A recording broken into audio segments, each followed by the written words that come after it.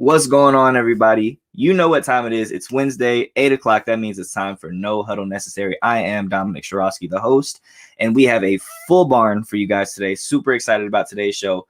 Ton of stuff to talk about. We're going to talk a little bit of Patriots, some of the AFC North. Got to talk about the NFC East. There's a bunch of things we got to talk about today. So, like I said, we got a great group of guests, some familiar faces, a couple new ones. So let's go ahead and introduce him. First up, one of our familiar faces, Mr. Bill Carrol.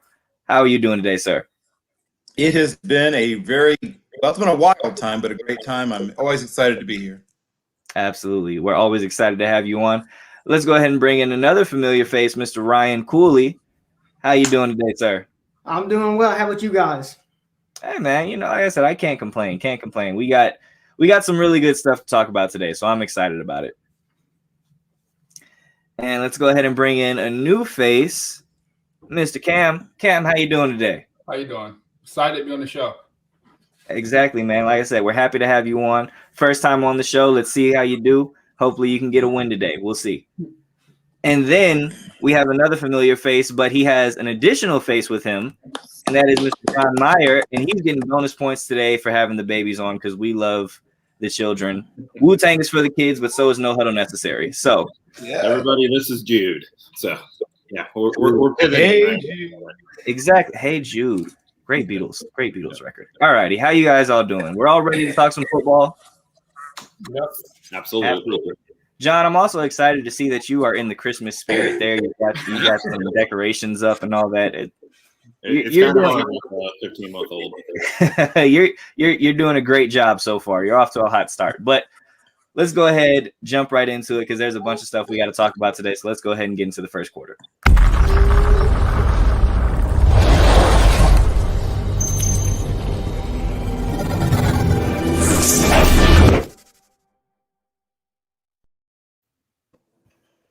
All righty. So Bill and I, you were talking about this game prior to the show starting, just kind of getting everything ready. But the Win Bowl from Monday night, Buffalo, New England, Patriots go out there, get a W, even though they only throw the ball 3 times. Mac Jones completed 2 passes in this game, but they still get a W. The Patriots have now won 7 games in a row. And I think it's safe to say that it's starting to look a little bit like 2001. Is there anyone in the AFC that you really feel stands in the way of New England? Kansas City is getting a little hot right now, even though their offense isn't all the way back. It seems their defense is playing great. Who do you think stands the best chance of stopping the New England Patriots, who are currently number 1 in the AFC? Bill, we'll start with you. Sure. Well. So when you look at the Patriots, you break down the Patriots. They are dead in the middle, right? Dead, solid, mediocre, whatever term you want to use, on offense. They are literally number 16 out of 32 teams in terms of yards per play, 5.6. But look over the defensive side.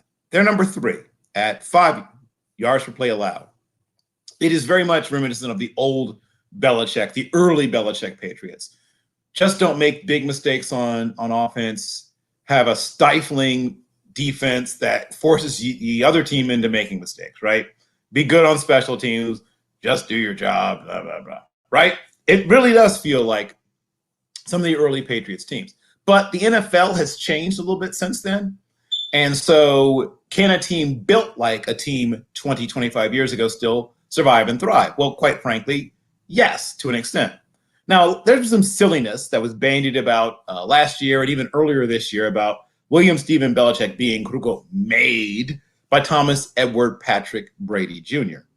Well, I hope people have now begun to remember, realize, recollect that William Stephen Belichick is going to end up, if he isn't already there, on the Mount Rushmore of NFL football coaches. And while without Brady, maybe the durability and maybe the rapidity of that dynasty would not have been the same, but they would have won a couple Super Bowls with any sort of above replacement level quarterback. Drew Bledsoe was a pretty darn good quarterback, people. People somehow forget this. You still could have won a couple Super Bowls with him. But the Patriot way, I believe, was inevitable, and this is showing you how it works all over again. However, yes, there are some teams that are still going to be a threat to them in the AFC. Now, Kansas City is number 9 in offensive yards per play, 5.8 yards per play. And they do this, they're at that number 9, the top 10, without really having yet put it all together on offense. They're still kind of sputtering and doing, very Kansas City type things. The Chiefs still haven't hit on all cylinders, but they're still a top 10 offense without that. And on defense, they're number 30 out of 32 teams at 6 defensive yards allowed per play. However, they're at 5.2 in the last 3 games. So they're trending in the right direction on defense. And it's very similar to, obviously, even in their Super Bowl run years, where their defense starts out kind of a mishmash and then finds its way late in the season and then gets better and better throughout the playoffs. And the key to that, obviously, is Chris Jones up front and getting big plays in the back half. And they now have a secondary that's, whether Rashad Fitton's out there, of course, obviously you always have the Honey Badger, but they have a bunch, and of course Juan Thornhill, who I was a huge fan of when he was at Virginia, is starting to make his presence felt as well. So they just need to keep going in that direction on defense. But Buffalo still is, despite that showing you saw, is the most balanced AFC team. They're at 5.8 yards per play on offense. That's number 8 in the NFL.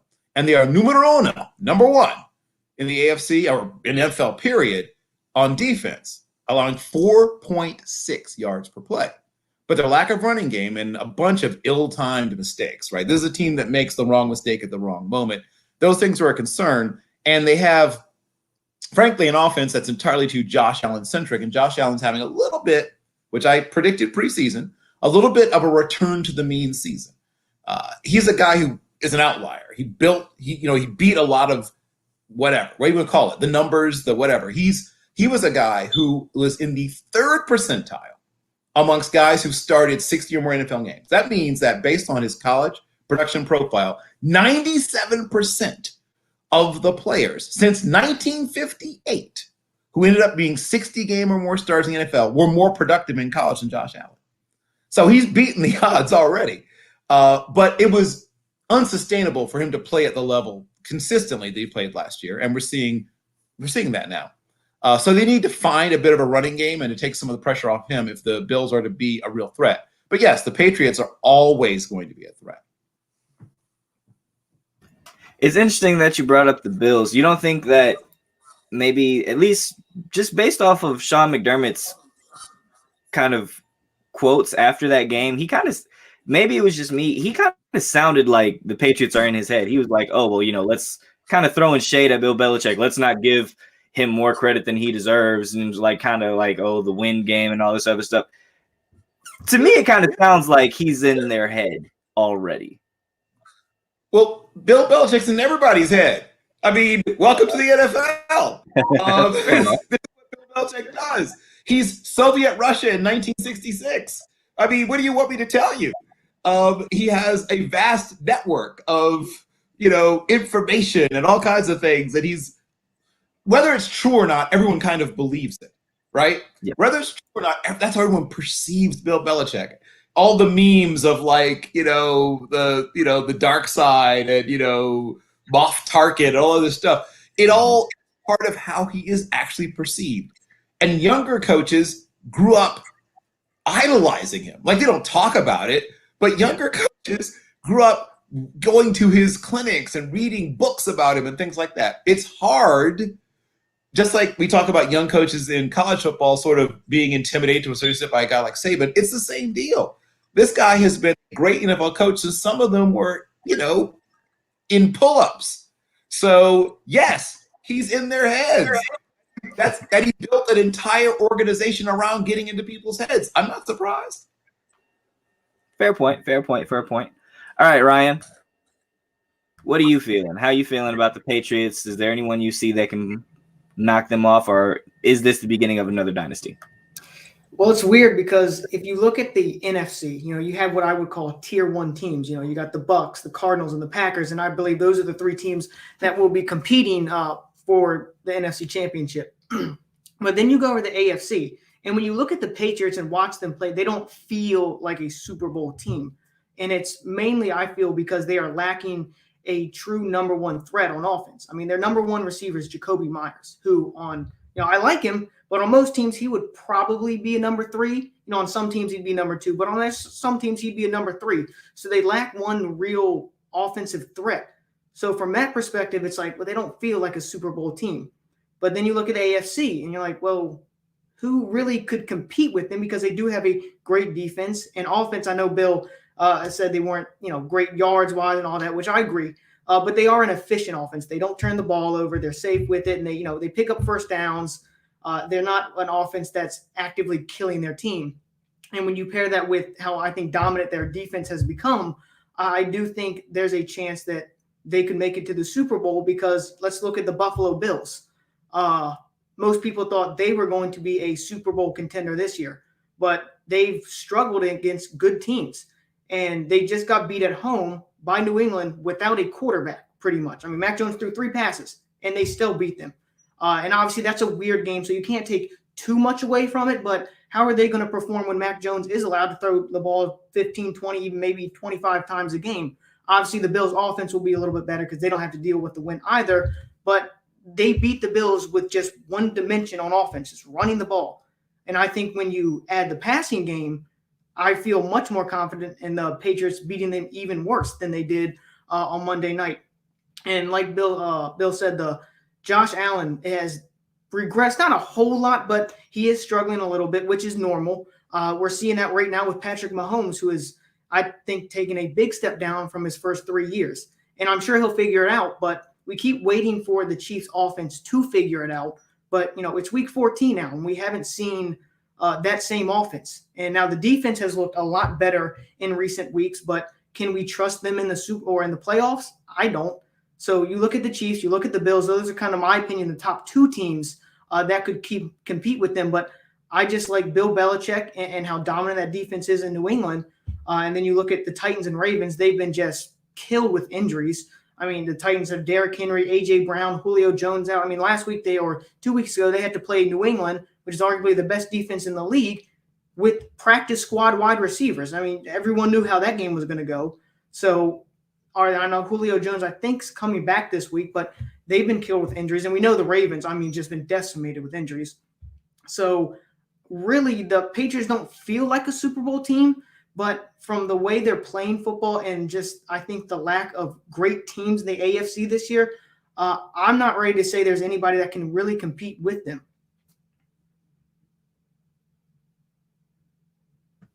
Of those, let me ask you this. Of those 3 top tier teams in the NFC, would you pick the Patriots to beat any of them if they made it to the Super Bowl? No. No?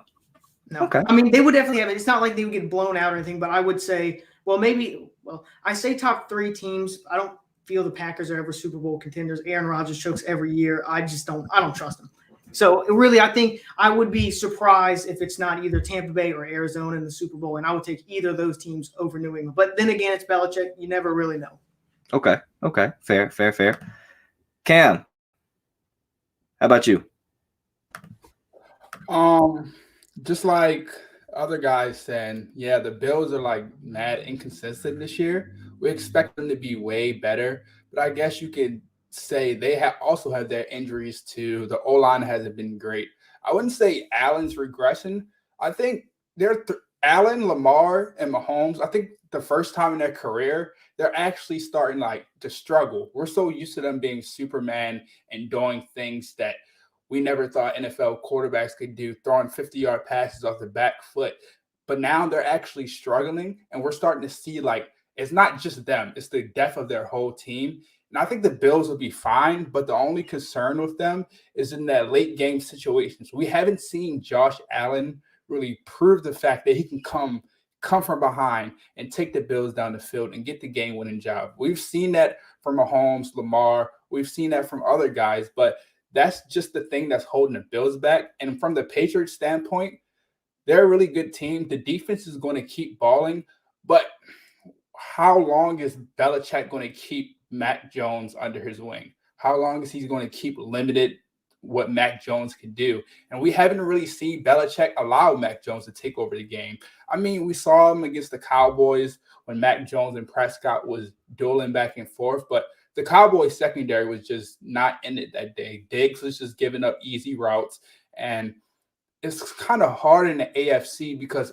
every team is inconsistent. And the only team that's actually consistent every week right now is the Patriots. So I don't think they can go far. I still believe in the Chiefs and Patrick Mahomes. When it comes down to experience in the playoffs, I feel like that team knows the atmosphere. They have the experience. And Patrick Mahomes, I think he will just turn it on in the playoffs. And the Chiefs will be fine. But the Bills, the Chiefs, those are two teams that could give the Patriots the run for their money. So I think it'll be tough for the Patriots. Yeah. The point of experience is interesting, and I kind of agree with you there when you talk about Bill Belichick and his handling of Mac Jones. They haven't asked Mac Jones to do a whole bunch. They kind of have just been like, hey, just don't turn the ball over, make the right play, don't take too many chances. I think once you get into the playoffs, you'll have to kind of take the leash off, and you'll have to have him make those type of plays. It'll be interesting to see how he reacts to that type of pressure and what he does from that point. John, got you back now. How you feel about dealing with some technical difficulties here? No, you're all good. You're all good. Yeah. So what the Patriots are doing is incredible. Monday night was a nostalgic take back to 1950s, 1960s kind of football. And what Bill Belichick has done is reminded us as fans of the NFL that he's one of the best ever to do it, if not the best ever to do it. And Mac Jones as the quarterback of the New England Patriots, is that somebody who can lead you to a Super Bowl?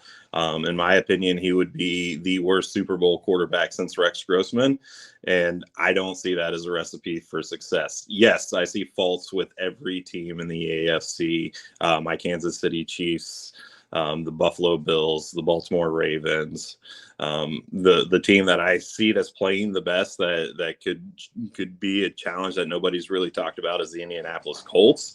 Their recipe for success outside of the quarterback position is one that is highly valuable, with being able to run the ball really, really well, and then play really good defense, which New England's doing as well.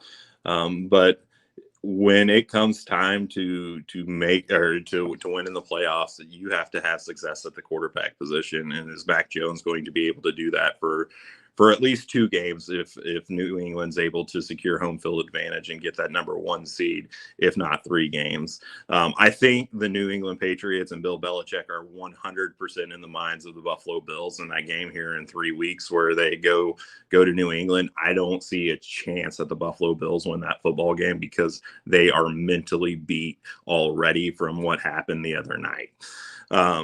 But outside of that, their schedule is pretty lean. They have a game coming out of the bye. Both teams are coming out of the bye with Indianapolis. If New England wins that game, I don't see there's a way that they don't wrap up the number 1 seed. Just looking at everybody else's schedule from all the contenders that are there in the AFC. They end the season at Miami. Miami tends to be a strong finisher, so we'll see where that lands and see how the weather plays into that.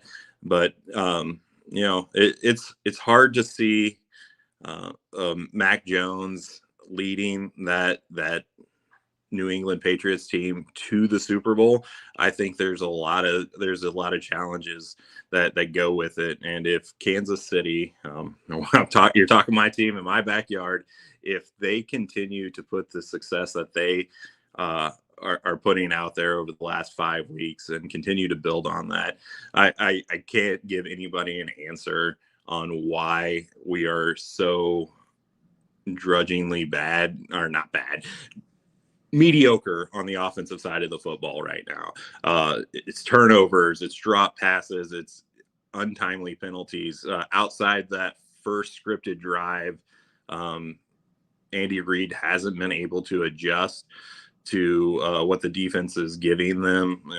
The Chiefs just look mediocre on the offensive side of the ball, but the strides that they've made on the defensive side of the ball, if Kansas City can turn from a middle of the pack offense to a top 10 offense, which we all know that they're capable of doing, and their defense keeps on playing at the level that they have been, and I see no reason why this defense should regress. They're getting pass rush with 4 up front with Chris Jones, Frank Clark, Melvin Ingram, which was a very underrated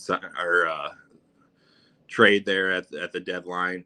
The linebacker play from the young guys, Willie Gay and Nick Bolton, and then that back end is just they're studs. L'Jarius Sneed is an all-pro waiting to happen. Charvarius Ward's very, very underrated. Bill mentioned how good Juan Thornhill is, and when used properly, Daniel Sorensen can make plays. He's a playmaker, but when asked to do things that he's not capable of, he wasn't able to do it. So my money pick for the AFC is going to be Kansas City going forward. I think it just becomes a lot more challenging if New England only has to play 2 games there. Yeah, I think Kansas City does feel like the safe bet because, like you said, it feels like at some point they have to get their offense on point, right? Like they're averaging about, I believe, 23 points a game right now. Like what you said is mediocre, and it's not bad, but it's bad for the standard of what we know Kansas City to live to, right? Like we're used to Kansas City going out there and hanging up 30. So 23 looks like just kind of sublime. To the point about the Bills is interesting to me, and I like the fact that you brought up the Colts because the Colts are another dark horse team that I'm really looking at because you have Jonathan Taylor, who is in conversation for MVP right now, right? And then Carson Wentz, as long as Carson Wentz doesn't go full Carson Wentz too often, right? Like as long as Carson Wentz doesn't remember he's Carson Wentz, the Colts offense is fine. He can make plays every once in a while, but the Bills, my problem with the Bills is that they're soft, in my opinion. They can't run the ball and they can't stop the run. Those to me are 2 identifiers of a team that's soft. You're a finesse team, and it happens every time they play a team that likes to grit and grind, that goes out and punches them in the mouth early. They just look like they have no idea what to do and they can't bounce back from it. I don't have a bunch of faith in the Bills. That's me personally. But that's enough talk about the Patriots. Let's go ahead, get into this second quarter because we have one of the toughest and craziest divisions this year to talk about, the AFC North. So let's go ahead and get into the second quarter.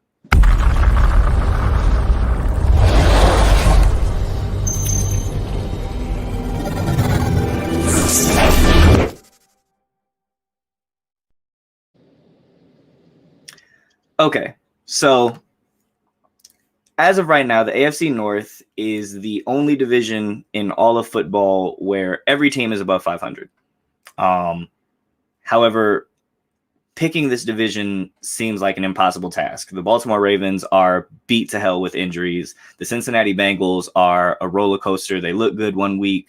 You know, they go out and they blow out the Ravens and then they lose to the Jets. They blow out the Steelers and then they lose to the Chargers. It's just so up and down with the Bengals. Baker Mayfield for the Cleveland Browns is basically playing with one arm with that shoulder injury and everything out there, but he's still kind of gritting it out. And then the Steelers made their last stand this week against the Ravens and kind of kept their season alive.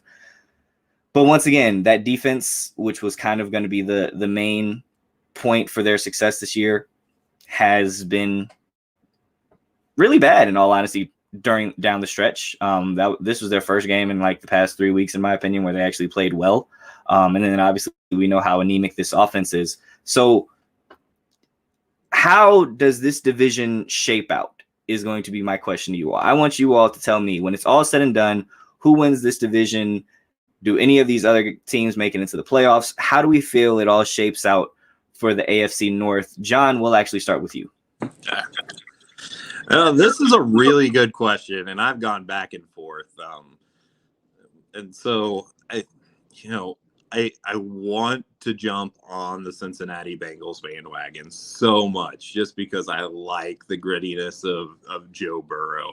But them and the Chargers are the most inconsistent football teams in all the NFL. It's ridiculous, where they'll go roll somebody one week and you're like, dang, that's a really good football team. I don't want to match up with them in January. And then they go lay an egg and get rolled by somebody else. I thought the Chargers were going to charger themselves out of a win on Sunday. And then just a fluky fumble just takes that game a completely different way. And, I can't with any confidence say that they're going to be anything but the second best team in this division. The Browns, who I had as the second best team in the AFC going into this season, I don't know if it's coaching. It's definitely quarterback play has a lot to do with how inconsistent and bad they can play at times. Why they don't run the football more with that offensive line and with those running backs is idiotic to me.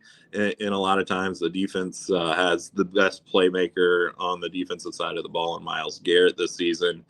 They should that roster should be a 10 or 11 win roster, and they I don't think they're going to do it just because of bad quarterback play.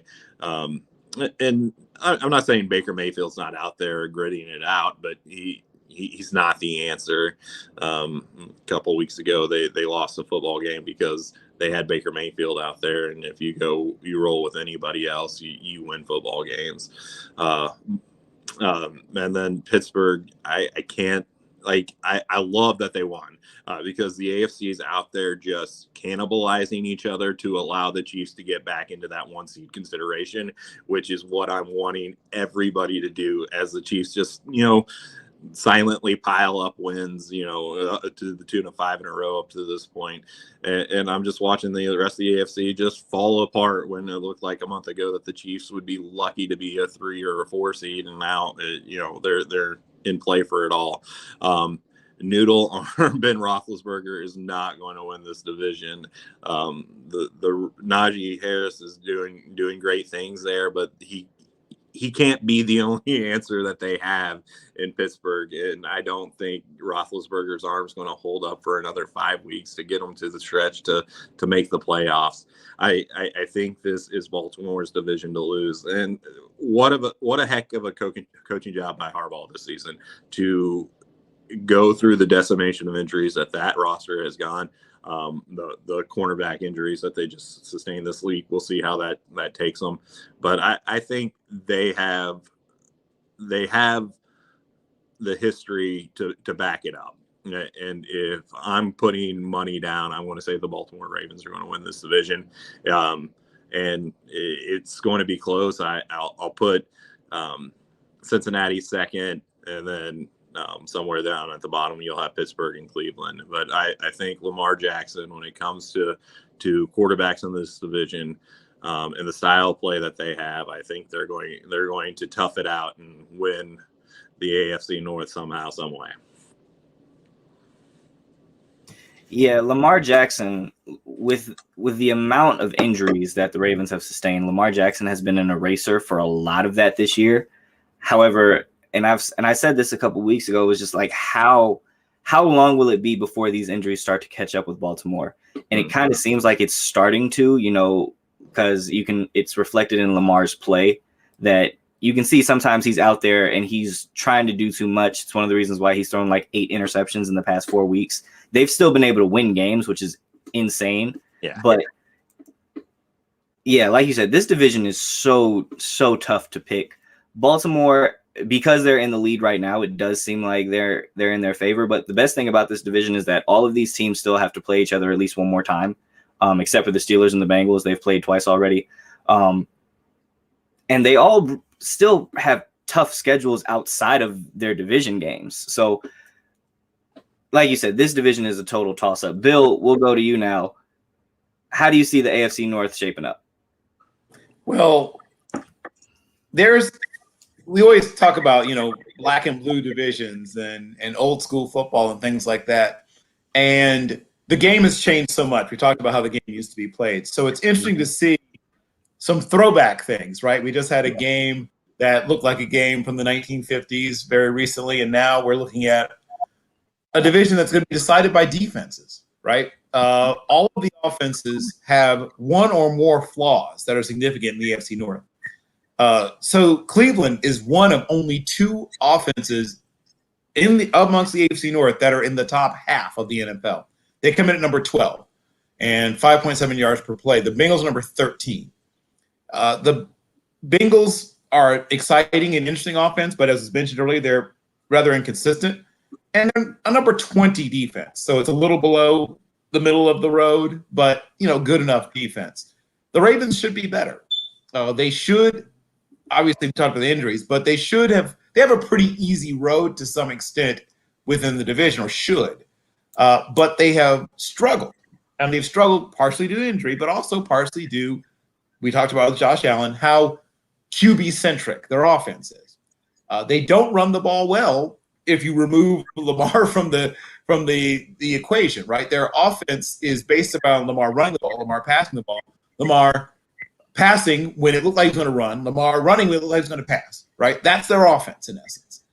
And unless they develop something else to go with it, and he really only has two receiving threats you truly have to worry about. Number Rashad Bateman's starting to emerge, but if you take away Andrews, the tight end, they struggle. Even in those, we saw in the game against Pittsburgh, when they took Andrews away by doubling him, bracketing him, playing him in and out, it forced him to hang around or try to either run the ball or try to wait for someone else to come open. So they need to figure something out there. The Steelers should not be a threat because they're winning games on muscle memory and stubborn pride. They're a team that's number 27th. They're the 27th best offense, right, in the NFL. They're the 23rd best defense in almost every metric, with the exception of they get sacks and turnovers, right? They do generate sacks and turnovers. They allow yards. They allow points.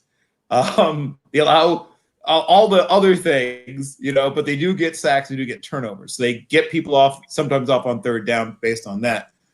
And the Browns are a fascinating study in a team that wants to be good and has really good components, but isn't sure how to put all those things together. It's like when you have a chef who wants to make, like bouillabaisse and has most of the ingredients, but is missing some of them, right? You have almost everything. It's like, oh my gosh, I forgot. I don't have any tarragon, right? So you're trying to work around it. Chives aren't tarragon, right? You can try other things, but it's not the same. They don't have the ability right now, with the way that team is constructed, to close out games against good teams.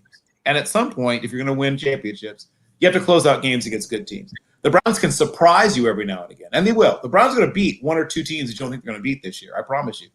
But they're also going to sputter and, make mistakes and fail to move the ball and, give up plays they shouldn't with a defense as good as theirs. If it isn't the Ravens, who will it be, right? I mean, the Bengals could win it, but they look like they're still another year away. The Browns probably need to shake up their talent mix a little and, add some things, subtract some other things. And like I said, the Steelers probably should be about a 3 or 4 win team. They just don't know it yet. They're just too stubborn. They're too committed to winning to not realize how bad they are.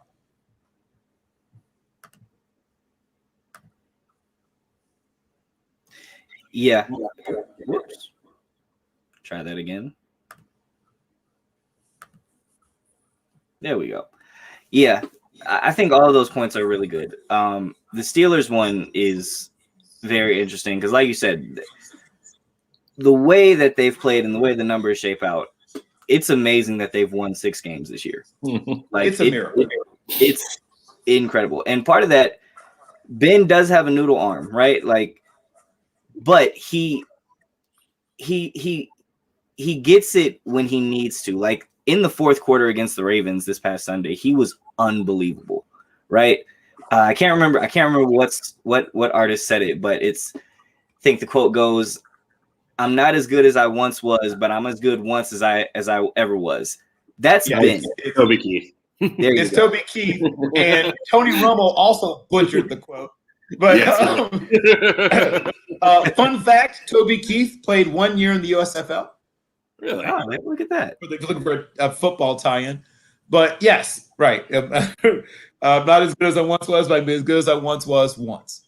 Exactly. And I feel like that's kind of been the MO for this offense. It's just like, hey, look, let's defense just keep the game close, and then in the fourth quarter, Ben make 2 or 3 throws to win us the game. It's gotten them to 6 wins so far. Will they be able to finish it and get it maybe into the playoffs? We'll see. That did kind of feel like the last stand for Ben. There's one more for the Gipper in front of the home fans against Baltimore. That felt like this is the last hurrah. But let's see. Ryan, we'll go to you now. How do you feel about this AFC North? Who do you think is going to win it? Well, if anybody tells you like they're confident in any team, they're just flat out lying to your face. I want to say I have absolutely no clue, and I think that's the case for a lot of people. This whole division is just really weird. And going into the season, I felt strongly about, you had the Ravens up there, then the Browns were going to compete, and I felt the Steelers and the Bengals were kind of at the bottom. And I felt the Bengals could be a little bit better than some people were giving them credit for, and they've kind of shown that this year. If I had to pick a team, I know Bill and John went the Ravens. I'm going to go a little bit different. I'm going to say the Bengals. And just for the record, I'm not confident in this at all. If anybody else won the division, I wouldn't be surprised. Even if you said the Steelers somehow won the division, I'd be like, okay, a little surprised, but not shocked with how this division has gone. But if you look at the Bengals, I think they have stayed the most healthy with the teams competing right now. I mean, the Ravens, we all know what happens with them. That was even in the preseason, we knew this was going to be a bad season for injuries with them. So I think they've stayed relatively healthy. I know Burrow's been a little bit banged up, but he's been able to play through it. I also think this year Burrow has been the best quarterback in the division. Lamar has definitely taken a little bit of a step back. I expect him to figure it out. But this season, I would say Burrow has been the best quarterback. So health, the quarterback, and I think they have the easiest schedule. Not that it's an easy schedule, but if we look at the Ravens, they have to play the Packers, which I doubt they're going to win that game. Then they play the Rams, and that's kind of a 50-50. I don't know if they can win that one. And then they have the rest division games, which are also 50-50. If you look at the Bengals, they play the 49ers. I think that's very winnable. They play the Broncos. I think are winnable. And then you have the Chiefs. That one's going to be difficult, but I can see them winning that game too because the Kansas City's offense has yet to really get it going. I can see the Bengals beating the Chiefs. And then they have the last 2 division games. So I think the Bengals I think it's really between the Bengals and the Ravens. I think from the quarterback, they have the better quarterback this season. They have the easiest schedule, and they are much more healthy than the Ravens. And then you look at the Steelers, they're just not, as Bill said, they're a 3-win team, but they don't know it yet. I'm going to have to start using that one. That one's actually pretty good. But they're just not talented enough. And Ben Roethlisberger is it's tough to watch. I mean, he probably should have retired after last year. I did think it was funny when some Steelers fans, I saw it on Twitter a lot, that they thought Ben Roethlisberger was somehow going to play like he was younger this season. I'm like, if he played old last season, what do you think he's going to look like this year? So the Steelers, like I said, I don't think they have enough talent. Defense, they're very good, but they just don't have enough talent, and the quarterback play has been really bad. In the Browns, you're not going to really get into the playoffs, I think, with an injured quarterback, especially with an injured quarterback that wasn't great to begin with. And like you said, Dom, Baker's like pretty much playing with one arm. And, a lot of people are being critical of Baker Mayfield, which I don't think is – I understand a lot of people are, but I think right now they're kind of going a little too much on him because he is injured and he's trying to play through it. But I just don't see the Browns overall competing for this division just because their quarterback isn't great and he's also playing injured. So for those reasons, I'm going to go Bengals, but really at this point, who the hell knows? Yeah, I've I've kind of been a little bit of a Baker sympathizer this year, just because like Baker's giving Cleveland all that he possibly can, and it does kind of like he got booed after they beat the Lions, and it's like, yeah, he didn't play well, but that you guys did win the game, and he's literally playing there with like literally a torn shoulder. So cut the guy some slack, please. You know. Right. The It's bad right Bengals, now for Baker Mayfield.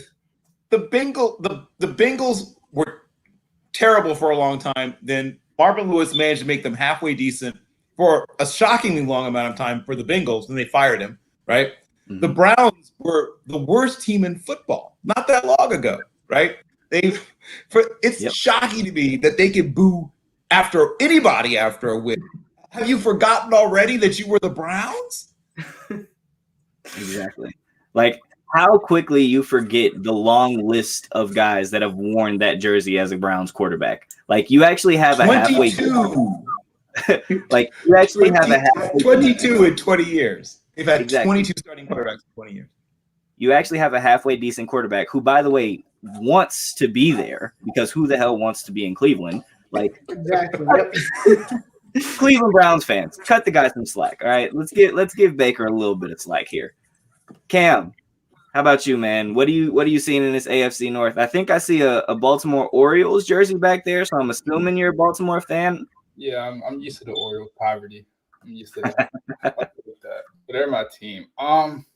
So my two teams that I have fighting right now is the Ravens and the Bengals. Obviously, I'm gonna pick the Ravens, but starting with the Bengals, I think they're a very good team. I would say they're inconsistent, but they're really underrated. I think on the defensive end, their defensive line is improving every single game, and we've seen them get to the quarterback fast. We've seen them contain quarterbacks like Herbert and Lamar. Herbert had a good first half, but then when you look at the stats on that game in the second half, they really combined him and kept him in the pocket and made him force tough throws. So the Bengals defense is starting to come alive, even though they have Eli Apple in the secondary, who was one of the worst starting cornerbacks in the NFL. But Joe Burrow is a really good quarterback. I said before this year, Joe Burrow will be the second best quarterback in the AFC North. I just didn't think Big Ben Noodle Arm, like they said, would do anything. And then Baker Mayfield, I believe he would take a step back because of more of the pressure on Odell and more of him trying to get the ball to other receivers. He would just go out of the way of him just being a game manager. And then you go to the Browns, their defense with John Johnson, Denzel Ward, Greedy Williams, Joke, and which I'm a Notre Dame fan, so I love Joke and what he's doing for their Browns. They have a really good defense. But the fact that if their defense can force 4 interceptions against the Ravens and Lamar, and you only put up 3 points, what does that say about your team? Like, that just defines the whole season right there. They're not going to get any other more opportunities for the defense to have 4 to 5 takeaways and offense to not put up less than 10 points. So that's really a struggle. The Browns offense has been a struggle this year. Chubb and Hunt have been out in and out the lineup. The Browns just lost their all-pro offensive lineman. So now they had to sub in and not even find a new scheme, but find a way around that. And like everyone said, Baker shouldn't be slandered or criticized for this year because he has given the Browns everything he has this year. I've seen him in tough moments and do what he can do, but they have to realize at a point, if he's not going to play better, then Case Keenum might be a better option. Just see if Case Keenum's a better option, because we know what Case Keenum can be. He's not too much over the top and he's not too much below. He's right in the middle of the pack, so he's going to get you what you need. And then on the Steelers, you have Minkah Fitzpatrick. You have the Steelers secondary is starting to come alive. They're starting to lock down. We've seen that against the Ravens when they completely shut Hollywood Brown out the game. And not a lot of teams can do that to a fast receiver like that. They shut Mark Andrews down. Rashard Bateman only played 30% of the snaps because the Ravens couldn't utilize the wide receivers because the coverages the Steelers were cover zero blitz was getting to the Ravens and they can't protect. And then when you talk about the Ravens, I think Lamar's struggles is because that he's trying to do too much. earlier in the year, we've seen Lamar come back from several games. So he shouldn't have never even come back. Against like the Colts, the Ravens should have lost that game in the first half, but somehow Lamar made a miracle with all these injuries and is just doing stuff that we didn't think he could. So he kept us up, but then every week a new injury occurred, a new offensive lineman subs in, and then you're just hurting that team. And another problem with that team, also a lot of people don't want to talk about, is Greg Roman. He's a great offensive coordinator, but his lack of being able to evolutionize the pass game has hurt this team. We've seen that pass game is way better than it's ever been this year. It was early this year. Lamar Jackson was leading the league in yards per attempt with like 15.8 yards per attempt. And him and Hollywood Brown were connected on a special level this season. But as the offensive line starting to get hurt, and teams are realizing if I send 5 to 6 guys, Lamar Jackson is not going to have enough time to go through all of his reads and find the right guy, because he has maybe 1 to 2 weapons that can easily get open and beat their number one guy in Andrews or Hollywood. So that's really a struggle with the Ravens offense. I feel like they'll be fine. Lamar will come back. Just like I said earlier, Mahomes, Lamar, Allen, they're all young. This is the first time in their career, except for Allen, when they're actually like struggling and you're seeing like the aspects of their games and their flaws come out. Then the Ravens defense is just, the secondary is just awful right now. They've been a bottom 28 secondary all year, and that hurts when you take out Marcus Peters and you leave Marlon Humphrey all year. He's a shutdown corner, but he's not Jair Alexander or Jalen Ramsey, in which he can shut down the whole side of the field. He still has his flaws. And then the Ravens also didn't have, their whole defense is hurt. Starting linebacker was out. Starting safety Deshaun Elliott, who was a great cover safety, got hurt in the middle of the year. So the injuries are starting to catch up with them. And the fact is, I think it will come down to the Ravens and Bengals. It might even come down. The division might even come down in the last 2 weeks. Honestly, it's just depending on how Joe Burrow and that defense plays. But I think the Ravens will win because they'll find a way. And I think Lamar is just go back to his hero self. And then, yeah. So that point about this division is going to come down to the last 2 weeks, because I think the last 2 weeks for everyone, like everyone plays division games the last 2 weeks. Like for all 4 teams, their last 2 games are going to be within the division. I want to get and I'm rubbing salt in the wound just a little bit here because I am a Steelers fan. What were your thoughts on that last 2-point conversion attempt? Well, at first I was like, don't go for 2, don't do it. But then you had to realize we literally had no healthy corners to even go into overtime. So if they get the coin flip, their next best option was putting Devin Duvernay at corner. So that was like, Ben with an 8, and that's an automatic win. That's an easy drive. It's an automatic touchdown. So it's like, yeah. I've never seen a team with such a good record and bad injuries still be able to find ways to win. So that says a lot about the coaching and the culture that Baltimore has, because we've seen Cleveland is top 3, one of the most talented teams in the NFL, no doubt. But the fact is, like everyone said, the injuries to their quarterback, and their offense can't find ways to take the opportunities like the Ravens or Steelers are doing. So I believe, that was my thoughts on the game and what's my thoughts on the division. Yeah. My only concern with the Ravens, and you brought it up, and I'll take it a step further. I don't think Greg Roman is a great coordinator. I think he's a great run schemer. I think he's great with the run game, and I think he's great when he has a quarterback who's mobile as hell.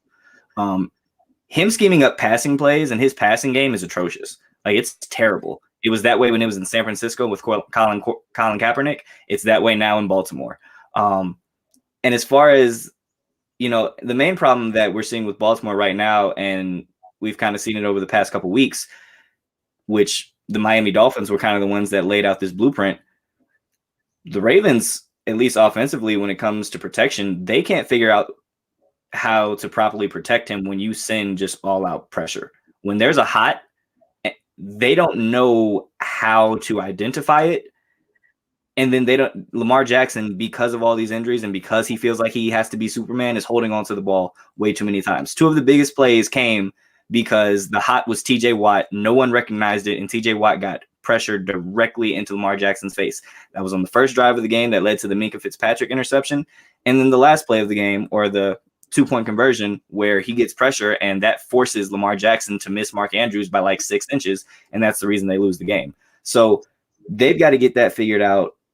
Like I said, all these injuries, their defense, their secondary was already the worst passing secondary or pass defense in the league. It's only going to get worse now that Marlon Humphrey is done for the season. I would probably lean Bengals if you forced me to pick, but like everyone here said, this division is a total toss-up. It's absolute madness. But spent a lot of time on this topic, so we got to go ahead and push through. We're going to take a quick commercial break, and then we're going to get into the third quarter. The Team Nuts and Bolts Sports Store is officially open. Log on to www.teamnbsmerch.com and get your t-shirts, hoodies, polos, all sizes available.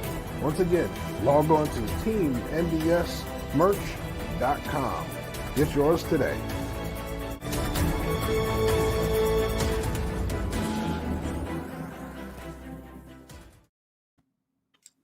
Alrighty, so we are back, and let's talk about the NFC East. So we talked about the AFC North. That's a weird division. NFC East is starting to get weird. Early on, it looked like, hey, Ryan Fitzpatrick goes down for the Washington football team. The Philadelphia Eagles are decent, but we don't really know what they have in Jalen Hurts, and we all kind of were on the same boat that the New York Giants suck. So now we're sitting here. It looked like Dallas was going to run away with this division, and they were up to a certain point. Then they started losing some games that they shouldn't have, and Washington is winning games that they're not supposed to.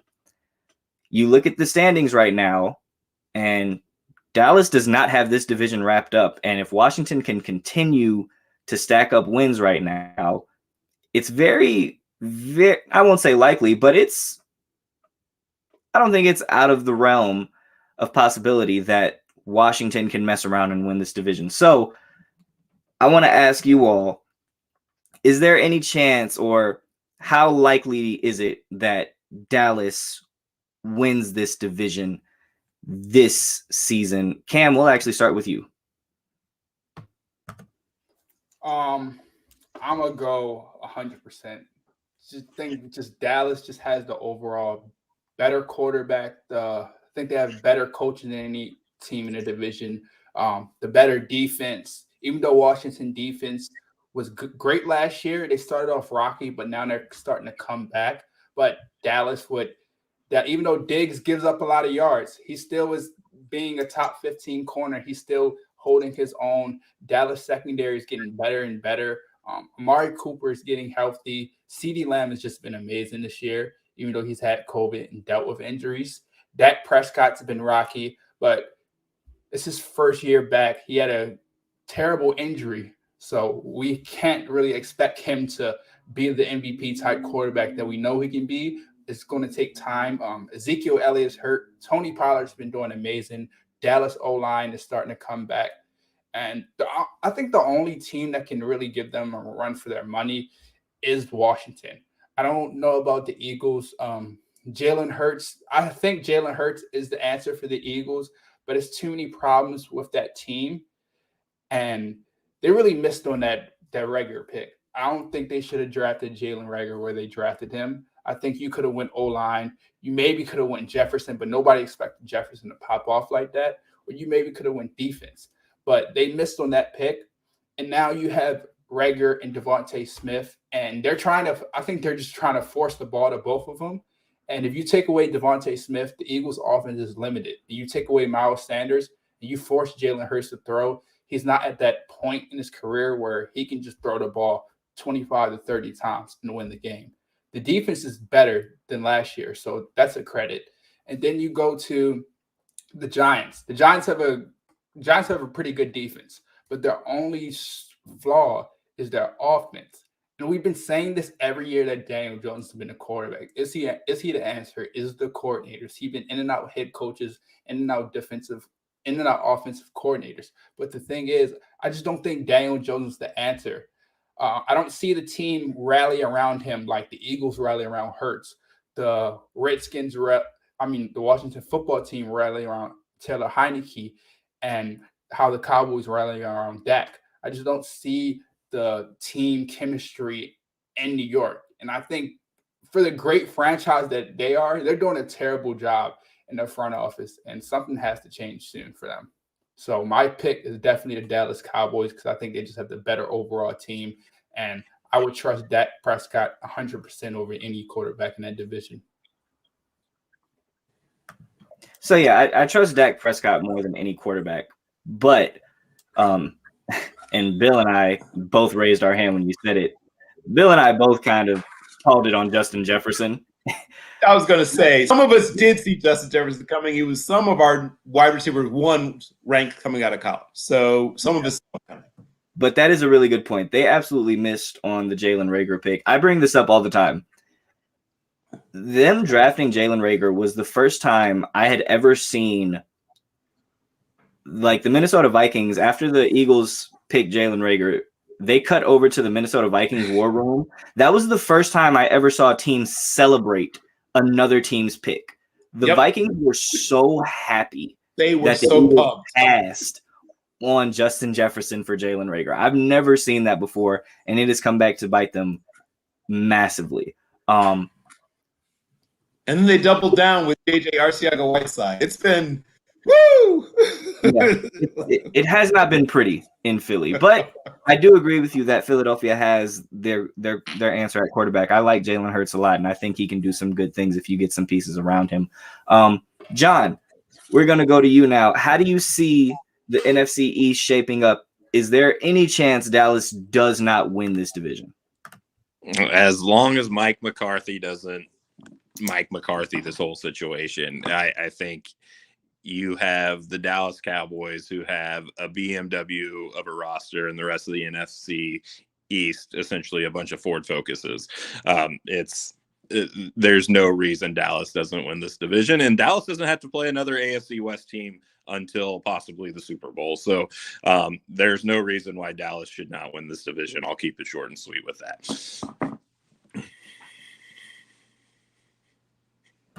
Nice and sweet to the point. I like it. I like it. No faith in any of these other teams. No, look at the quarterbacks in the division. You don't. I have no faith in anybody outside of Dak Prescott. Hey man, Air Heineke is playing phenomenal right now. Could you see a Mac Jones versus Taylor Heineke Super Bowl? That'd be super fun. Hey, listen, Heineke I think is actually electric to watch. Like he's not a great quarterback, but he's entertaining to watch. Yeah. But yeah. Mike Glennon, however, gives you none of it. He doesn't give you excitement. I will have to say Gardner Minshew the other night. Now that was fun. Awesome. Listen. Ideally, you want to see Taylor Heineke and Gardner Minshew, who are basically, the whole Spider-Man meme. You want to see them battle it out. Awesome. Love it. But okay, so John has no faith whatsoever in anyone else in the NFC East. Bill, we're going to go to you. Any chance Dallas doesn't win this division? Well, John's numbers it right, but I'm going to elaborate a bit more. So the team that we're saying is the next team closest to them. If you look inside the numbers, because right now the Washington football team is doing it with smoke, mirrors, the prestige, is this your card? How they're doing it is just amazing. So you have Dallas, the number 2 offense in football, 6.1 yards a play, 29.4 points per game. Now, they had a historically bad offense. Last year, they have a better offense this year. It's still not great. They're still averaging 5.9 5.9 points per play and 22.3 points per game. A slight uptick in defensively. They're down in the last 3 games, 5.8 yards per play. But still, that's not great. Washington, however, is number 20 in offense. They only average 20.5 points per game, and they give up 24.8 points per game. A team is somehow 6-6 when their average score of a game is 21 to 25 in essence. So, as I said, they're doing it with mirrors. Their average drive starts at 26.7, so basically like the 27-yard line. Their opposition starting at about the 29-yard line. They allow 4.1 yards per carry on the ground, and they rush for 4.2, so that's a bit of a win. But they average 222 points, one or so yards passing per game, but give up 264 yards passing per game. They've only generated 12 turnovers, and they've given up 17 turnovers. There should be no way that they are a team that's 500, but somehow they are. Is it Heineke magic, kids? Is it a Heineke Christmas miracle? Maybe. But at some point, teams that are doing it with mirrors and doing it with smoke and, is this your card and the prestige, at some point, that all goes away. And eventually, right, if it's a battle between like the rabbit and the hunter has a shotgun and the rabbit has, being a rabbit, eventually the shotgun wins, right? At some point, even if the, Elmer Fudd is out there missing, and that's what the Dallas has kind of been. They've Elmer Fudded it up a few times, but at some point, the team with everything going for it and the team with not very much going for it should eventually should be some distance gained. And Dallas, especially with what's happening with their roster going forward and what's happening with their schedule going forward, they have some people coming back from suspension, from injury, from this, from that. If Randy Gregory adds to that already potent pass rush, they should move up and become a better defense. And their offense, like I said, is already the second best offense in the NFL. So it shouldn't be close. The fact that it's close is a testament to, well, once again, Heineke magic. And also, they have one of the best coaches and a very good coaching staff. That's a good coaching staff. They have a great head coach, but a really good coaching staff. And so they're finding ways to win games they frankly have no business winning. Ooh, whoops. There we go. Yeah, no, I agree there. I think that I want Washington to put it together. I don't know, just because it's fun, right? Like just seeing them they're win. Going to be fun. Yeah, they're fun. Yeah. But it's better when they win. Like it's fun when they win, right? Like it's like, okay, yeah, you made it interesting, but you still lost. Like, no, I want them to win games and really just throw a monkey wrench in. Well, they own Tampa Bay, so that's the one thing they have now. Clearly. Ryan, sadly, they can't play them every week. Right. Ryan, you follow this division pretty closely. Any chance Dallas doesn't win this? Yeah, I think there's a chance, but to get things clear, if Washington win or loses Sunday, then it's over. I mean, because then Dallas has a 3-game lead over everybody with 4 games left. That's over. But Sunday's going to be the biggest game for Washington. And why I say it's not over yet and why Washington could potentially win it is because Ron Rivera and this Washington team, and they've shown it through the last season and a half, they play their best football when their backs are against the wall. We started 1-5 last year. Somehow went, I think it was like 6-3 at the end of the year and made the playoff, given it was 7-9, but hey, still won the division. We take what we can get over here at Washington. But then this season we started 2-6, and the season's over. And then Tampa Bay would have been the nail in the coffin. There's no way we're coming back from that. And they beat Tampa Bay, then they beat Carolina, then they beat Seattle, then they beat the Raiders. This team plays, I don't know why, they play a lot better when their back is against the wall. And I know Bill was talking about the defense is not good. They've been a lot better these past 4 games. And I think partially due to that is the secondary. Early on in the year, this offseason, we replaced Ronald Darby, and we got William Jackson, which was supposed to be an upgrade. Then we got Bobby McCain at free safety. And early on, it was clear the miscommunications. They were giving up 2 to 3 huge plays a game because the secondary had so much miscommunication. Well, now they're not having that. And so the secondary is playing a lot better. Sadly, now Chase Young and Montez Sweat are out, which I would love to have seen that defense when the secondary is actually good with those two coming off the edge. But, that's what we get. It's Washington. We don't have the best of luck over here. But the defense has played a lot better because the secondary, the miscommunications, and the big plays they have given up, it's not there anymore. And so I think when you go look against Dallas's offense, while it would be kind of stupid to suggest that they're going to not score 20 points. I mean, you look, Tampa Bay held under 20, Seattle held under 20, Raiders held under 20, Panthers held under 20 or something like that. So I think it's that their defense can hold back the Cowboys offense. It does suck now that the Cowboys offense is getting, they have Amari Cooper back, CeeDee Lamb back, Michael Gallup, and everybody's healthy. Meanwhile, we're not, don't have Chase Young, don't have Montez Sweat. Landon Collins was injured last week. But for some reason, we are winning these games. And I give a lot of the credit to Ron Rivera. I know everybody loves Taylor Heineke. He's frustrating to watch because at times he makes really good plays and then it'll make a really ugly throw. So you never really know what to do with him. But I think Scott Turner, our offensive coordinator, has done a good job. Most offensive coordinators don't look good when they don't have a quarterback or bad quarterback play. Scott Turner in our offense doesn't look that bad with a quarterback who, in my opinion, is a high-end backup, low-end starter, very low-end starter. So I do think there's a chance we win the division, but Sunday's going to be a huge game, and most people are probably going to write us off, which is understandable. I mean, Dallas is much more talented than us, but I trust Ron Rivera way more than I trust Mike McCarthy. And if we do win this game Sunday, I would pick Washington to win this division because, remember, then they would be one game behind. Dallas still has to play Arizona and then play Washington one more time. And if it comes down to the last game or two, I will trust Ron Rivera way more than I trust Mike McCarthy. That's a good point about end of the season. That has kind of been a crux for the Dallas Cowboys in years past where it's come down to, hey, you got one division game at the end of the year that you got to win and you're in. And more often than not, they have lost those type of games. I think the point, a little bit of good news, Montez Sweat was supposed to come back, got into the health and safety protocol with COVID, but he should be. He's not getting vaccinated. And his reason was because, what he say?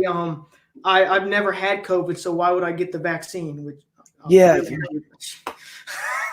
like, I mean, people have their own, decisions on the vaccine, but that was a stupid ass reasoning why not to get it. Now it's coming back to bite us in what's going to be the two biggest games of the season. We don't have him. So, once again, that's Washington's luck. But hey, like I said, your point about winning this game is really important. If they win Sunday, all bets are off. And I actually agree with you. If they win Sunday, I'm picking Washington to win this division. It just feels, and the point about coaching, John, you brought it up, as long as Mike McCarthy doesn't mess it up. How confident are you that he won't is the question there, right? Like, how confident are we? Like, you can only smash so many watermelons to get the guys hyped up before, that kind of runs dry and you actually have to start coaching. And I don't know. Like I said, that I think it's heavily in Dallas's favor, but I think it's closer than it appears on the surface. But really good stuff.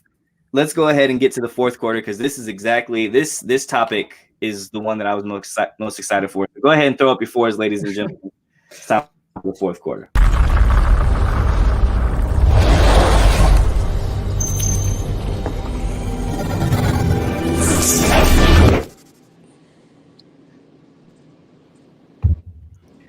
All right, so Dan Campbell and the Detroit Lions finally got their first win of the season, despite trying their hardest to give it away. Like, that game was just a back and forth of, hey, we want to lose this game. And then, like, the Lions said, hey, we want to lose this game. The Vikings said, no, we want to lose this game. And the Lions were like, are you sure? I think we want to lose it more. And then Minnesota was like, no, we're going to show you how bad we want to lose this game. We're not going to guard the first 5 yards of the end zone. That's how bad we want to lose this game. Last play of the game, we're not going to guard the first 5 yards. We back 5, covered. First 5, not worried about it at all. And Jared Goff leads that offense down. No timeouts. scores a touchdown on the last play of the game. Dan Campbell and the Detroit Lions get their first W. They get their first kneecaps of the season. So, with all of that being said, how did you all feel watching this game? And how do we feel about Dan Campbell as the head coach of this team moving forward? Ryan, we'll start with you. Well, I think the one thing we learned is that Mike Zimmer should move on from him.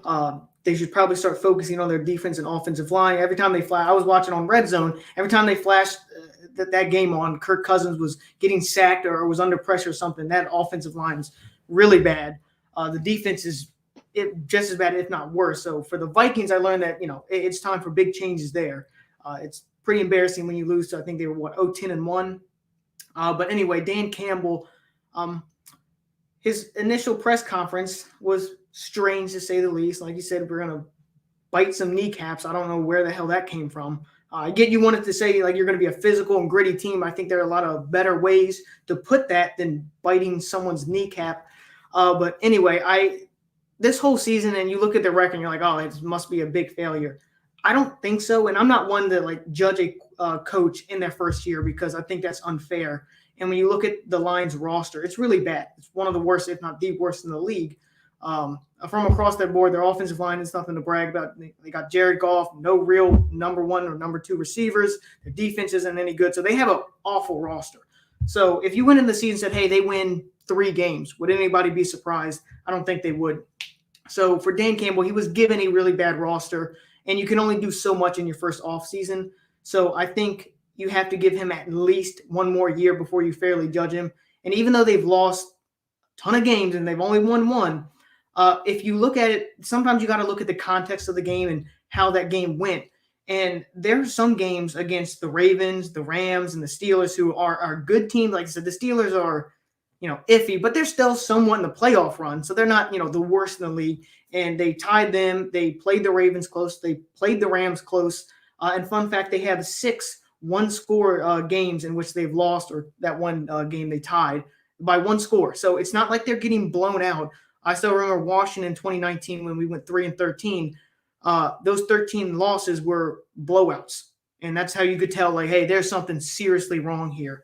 And for the Lions, a lot of their games aren't blowouts. They're at least in them. And I think with even a decently talented roster, they would win a good number of those. I mean, come on, and plus luck is clearly on their side. You got Justin Tucker breaking the NFL record for the longest field goal, and it happened to be for the win. So luck is clearly on their side.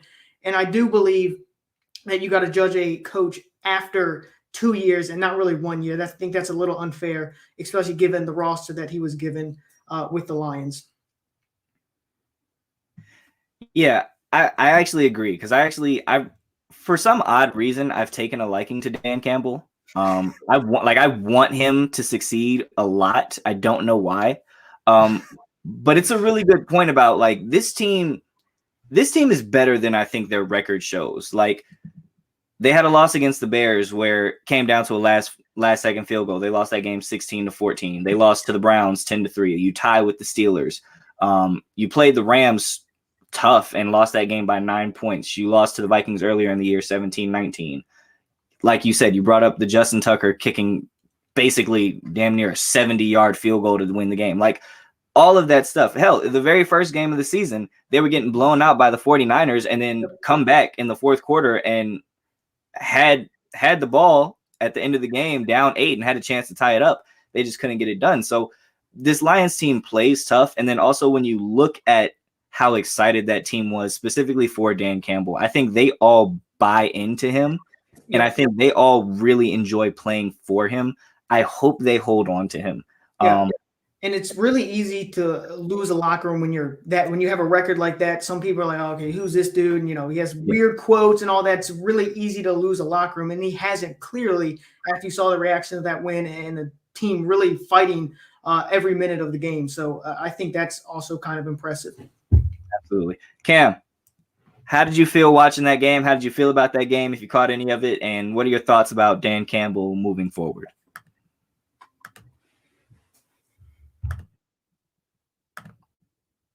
You're on mute. All right. There you go. I think the Lions finally have found a coach to like shift that culture, because they really haven't had a coach at all in their like, and then at least the time that I've been alive since 2000 to like 2021, I've yet to see a coach really to have the culture of the Lions, to be able to have the players back, have the fans back. And it just seems like everyone rallies around Dan Campbell. Even if when they lose, it feels like all the fans. I don't hear no fire Dan Campbell. I don't hear nothing like we need a new head coach, because what other options are you going to go? Yeah, maybe bringing some college coaches that are inexperienced. Maybe try to get some offensive coordinators. Eric Bieniemy, try to get him, but like nobody, there's no other options for the Lions to go right now. And I feel like Dan Campbell is doing a great job with the roster that he has. The Lions aren't the most talented team. They have some underrated guys. Jared Goff is not as bad as a lot of people would think he is. The Rams did a good job for moving on from him, because they needed a quarterback that could develop that offense. And we've seen that with Cooper Kupp now and what him and Stafford are doing. But Jared Goff is what the Rams need for right now. I wouldn't say the Rams need to go get a head coach. I think he's the right option right now for like the next, I give it a 3 to 4 years. But this team isn't going to go anywhere. They're not going to contend for the next 3 to 4 years. This is like the first step of the rebuilding process. So if he can just get the culture changed, and once you find a culture in the NFL and your organization knows where to go, then the players will start to come, and then everyone will start to rally around the whole team and rally around the whole city. So I think Detroit, the game was very interesting. Detroit was trying to lose that game. I felt like they really want that number 1 pick really bad. The Vikings, I don't know what's going on with them. I've had them a dark horse for like making it. I had them for a dark horse in the NFC Championship, but after the recent weeks, they just haven't been the selves that I thought they would be. So I think the Detroit Lions are in a good position for the future, and Dan Campbell should be happy, and fans should be happy to have him as a head coach, because there's nobody else you would want any better supporting your players. Yeah, Ryan had to dip out on us. He has another show to do, so that's why you don't see him anymore. But it's a really good point. I will say, in your lifetime, you probably, and granted, it probably was just because you weren't paying attention to the Lions, which who the hell does? They haven't really given you a reason to care about their games. They had a good head coach, and they fired him for no reason when they had Jim Caldwell. But the past thing. They built a statue. Yeah, I mean, Jim Caldwell, led them to a 10-6 season. They went to the playoffs, and in all honesty, got screwed out of that first playoff game. They should have won, but the past is the past. I do agree, though. I think that, like I said, this team is better than their record shows, and I think for how tough this team has played is a testament to how much that team buys in and how much Dan Campbell really connects with those guys. I hope they hold on to him and they don't can him after this season. John, we're going to go to you now. How did you feel watching that game? How do we feel about Dan Campbell fighting, getting back up, fighting off kneecaps, all that good stuff? It was an interesting football game to watch, to say the very least. Minnesota, they're still backpedaling, I have a feeling. And how bad is the NFC North going to be if Aaron Rodgers leaves this division? It's just going to be a whole lot of bad football if he makes that decision this offseason. I'm happy that the Detroit Lions and their fans and that coaching staff and that roster got a W. That's great for them. I have some animosity towards any NFL organization who has passed on Eric Bieniemy over the last 2 hiring cycles. There's no reason I can see that he hasn't received a job. I'm glad that he didn't go to Detroit or Houston just because of the situations that are there. But the organizations that continuously pass up on him, I have animosity towards.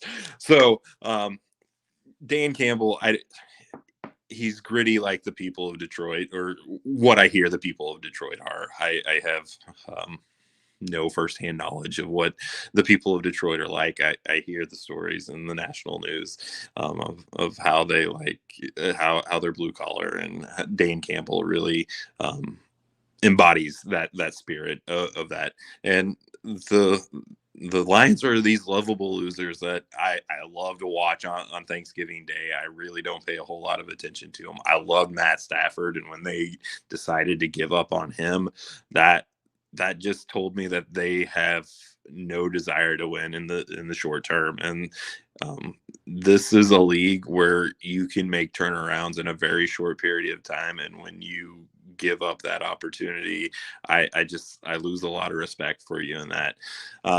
I'm happy for the W for the Lions, but that's all I have on that. I'm glad they didn't go 16-1 this year.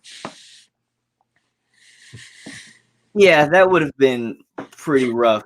Very first season that the league expands to 17 games and you go winless, would have been a tough one to bounce back from. But like you said, they are kind of the lovable loser, and I think they got something over there in Detroit. I really do. Bill, how about you with this game and just Dan Campbell? I'm probably one of the few people who remembers Dan Campbell as a player. I remember Dan Campbell as a player in college, in fact, at Texas A&M. And they moved him around a lot. He was never even a full-time starter at the tight end position by himself. He ended up sort of splitting the position. You don't care about any of that. But the point is that he finds his way into the NFL, and he fights his way into the NFL, basically. He's a guy who's a second tight end. He's a blocking tight end. He's on special teams. He's that guy. And, you sort of saw him, he starts out as an intern, does quality control, becomes a tight ends coach.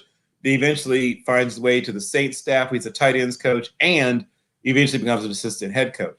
I was a little surprised that he became sort of the hot commodity that he became, because he was never a guy that was super well known for the X and O side of the game, but he is much like he was as a player. Emotional, gritty, tough, all that kind of stuff that people throw around. He seems to inspire a certain amount of confidence, a certain amount of passion in those that are around him and work with him. So it gives him a chance. But most importantly, what works in his favor is Brad Holmes. Brad Holmes, I think, is taking the long view. And of course, I know John was critical of them moving on from Matt Stafford. But Brad Holmes said we can either waste the last few years of Matt Stafford's career trying to rebuild while he goes out and, does Matt Stafford things, or we can give this man who's given this team so much a chance to be a winner in the short term while we are essentially rebooting this franchise. So I think it was a favor they did Matt Stafford, and they acknowledged intelligently where they are. Now, I understand you saying teams make a quick turnaround, but someone made an earlier remark about, Jacoby Myers and Kendrick Bourne and, how these guys would be third or fourth receivers. Not in Detroit, they wouldn't be. They would be battled out for wide receiver one with Khalif Raymond. So this team literally can use everything. Like, there's not a position on the team that they could not literally upgrade. Their offensive line, defensive line, secondary, linebacker, running back. They have a good young running back, but who's the guy that's going to spell him? I mean, at one point they had Adrian Peterson on the roster. So they can use literally every position, right? They can upgrade everywhere on this team, and they will. I think Brad Holmes is the right person for the job as GM. I'm not 100% all in on Campbell because I think that he sort of fits that motivator role, which is fine. I mean, especially at this point in that team's development. But at some point, they're going to need somebody who's brings more than passion and spit and vinegar and fire and kneecap biting to the table. Now, maybe that's the plan. Maybe that's what Brad Holmes had in mind, was to instill a certain amount of fight and toughness and then build a roster that's something that reflects that. And maybe at some point when this team moves to a certain extent in the right direction, either move on from Campbell or maybe Campbell grows into the role. I mean, this is his first time being a head coach, and he's starting out with the worst team in football. So a lot can happen. And as pointed out, John said, you can turn things around quickly. This team might be a much different team next year, both in terms of composition, like some players I'm sure will move on and they'll bring in others, new players, but even they might break through. Some of those games they lost by 5 and 7 and 6 and 8 and 9 might be games they win by 1 or 2 next year. And if they get to, 7 and 10, that first of all, that would be a marked improvement over this year. And now it sets you up. You add some more pieces via free agency. You add on to the draft. And now, if indeed Aaron Rodgers decides to leave, now you're in the fight to win the division. So we'll see. I'm not 100% all in on Campbell, but I do think that he's the right coach for right now in Detroit. I'm all in on Dan Campbell. I like the guy. I like him. I do. Like I said, it's the lovable loser, but I think there is something, like you said, that motivator aspect to it. And you make a really good point. This roster is terrible. Like terrible.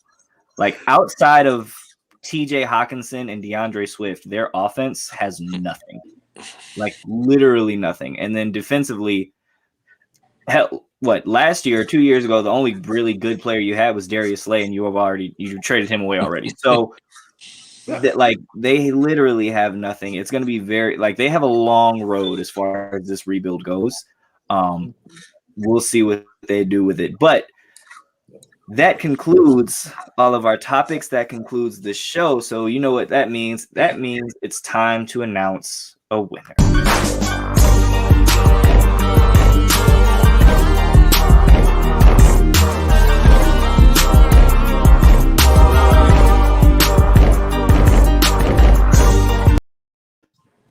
Alrighty. So first things first, want to say thank you to all of our guests. I guess technically Ryan was the one who was sent to the back first. So yeah, it's funny how that works out sometimes. But no, we love you, Ryan. Go ahead. Like I said, you got another show to do. Go ahead and take care of that. But thanks to everyone for being on. But now we do have to send someone to the back now, and really good arguments from everyone today. But we are actually going to send Mr. Bill Carrol to the back this time. Really great show from everyone. Like I said, Bill, you were awesome as always. Love having you on, but you are going to be sent to the back. And now we have familiar face John, who's been on here a couple times, versus the newcomer. Like I said, you both were really good. Cam, very passionate about his Baltimore Ravens, which I understand. John made some really good points. I like the short and sweet point about the Dallas Cowboys and that division. It was tough. You guys were very close, but John, you were the one who actually eked out the win this time. So Cam, we are going to send you to the back as well. John, congratulations on the win. FaceTime is yours. You deserve it. Okay, I want to keep this short and sweet. Have bath time with baby Jude coming up here shortly. So I want to talk about my Kansas City Chiefs. It was 5-6 sweet weeks ago where I was almost to the point of giving up on them because it just didn't make any dang sense to me on how they had regressed so far back from talks of a dynasty only a season ago to where they were at 3-4. But Andy Reid and Eric Bieniemy and Steve Spagnuolo have righted the ship, and it might not look pretty as they are developing on offense into something that they had no intention of becoming at the beginning of the season. Patrick Mahomes is a little off kilter because of the adjustments that he's had to make. He's never been a dink and dunk quarterback his entire career, and he's had to become that and had to adjust to that. I just cannot see this team losing again in 2021 or early 2022. I think they have the right pieces, the right mentality, the right schedule going forward to make this. And like I said earlier in the show, that the AFC is cannibalizing itself to allow the Chiefs to take over that number 1 seed, get that bye, which Andy Reid is so good coming off of going into the playoffs, and then having 2 home games at Arrowhead Stadium in the playoffs with AFC teams that all have flaws, and that given the opportunity, I think the Chiefs are the cream of the crop in the AFC to represent the AFC in the Super Bowl and have that rematch with Tom Brady and the Tampa Bay Bucks on February 13th in Los Angeles. And I'm not stepping out on a big limb when I say I think the Kansas City Chiefs are going to be Super Bowl 56 champions. That's my FaceTime, and I'll leave it to that, guys. All right. So John still very, very strong, very in his faith for the Kansas City Chiefs making it to the Super Bowl. Who do you think they'll be playing in that Super Bowl? I think it's going to be the Bucks. I think Bucks, the Bucks. okay. Yeah. I just it comes down to quarterback play. Tom Brady, he's probably going to win the MVP this year, and deservedly so. All right. So John's got another rematch in the Super Bowl. That'd be very interesting. That was a topic that we had on here not too long ago, actually, which was more likely. Was it more likely that both of them make it or neither of them make it? But that was another show. This show, however, is coming to an end. We've had you all here long enough. I want to say thank you to all of the guests. Like I said, you all are the ones that make the show special. I just get to sit here and grade the arguments and have fun and crack jokes. So thank you all for your time. Thank you all for coming on. John, let the people know where they can find you at and what you got going on. And you see my Twitter handle down there at the bottom. You can check out my work on arrowheadlive.com. I'm writing some stuff on the Chiefs. And you can find me on Facebook and all that other stuff. I'm generally tweeting absurd things about Daniel Sorensen during the middle of games. Fair enough. As you should. As you should. Well, once again, congrats on the win. Thank you for being on the show. Go give Jude a bath. Enjoy the rest of your day. Thanks a lot, guys. Have a great. All right. After finding out how young Cassie is, I thought maybe we should bathe him as well. Good God, man. It is a little, because I'm only like 4 years older than you. So I was born in 97. But it is even weird for me to hear people like, oh yeah, I was born in like 2000 and I'm like 21 years old. And I'm like, wait, what? Aren't you supposed to be like 16? So that is a little weird. But Kaz, great opening performance. You were actually very close to winning today. So don't be discouraged that you didn't get the W on the first go around. Let the people know what you got going on, where they can follow you at, all that other good stuff. Well, just graduated school. Looking for a sports looking for a sportscasting job right now. And some interviews, but you can follow my YouTube at Kazi TV. I have all my social media in there. I talk about sports, football, and once the NFL season is over, I'll start to talk about more about basketball and baseball. All right. Well, once again, thank you so much for coming on the show. Like I said, great first time performance. We hope to have you on later on. Thank you. All righty. And Mr. Bill Carrol, once again, always love having you on. Thank you so much for coming on the show. Let the people know what you got going on, where they can find you at, what you got coming up, all that good stuff. Sure. So this coming Saturday on Emory Hunt's show on CBS Sports, Next Level Sports, I'll be appearing on a segment talking about HBCU football. I have an article that maybe is dropped today. I know I sent it in for publication, so it should be dropping soon on Around the Block Sports that deals with the state of black head coaches at the FBS level, sort of asking the question if indeed the recent hiring of Marcus Freeman, who's 35 years old and had not previously been a head coach, if maybe that will help to sort of break down some of the barriers, because we actually went down in terms of percentage of black head coaches in the FBS over the past couple of years. We'd been as high as 19 in the 2011 and 2012 season. We were down to 12 out of 130.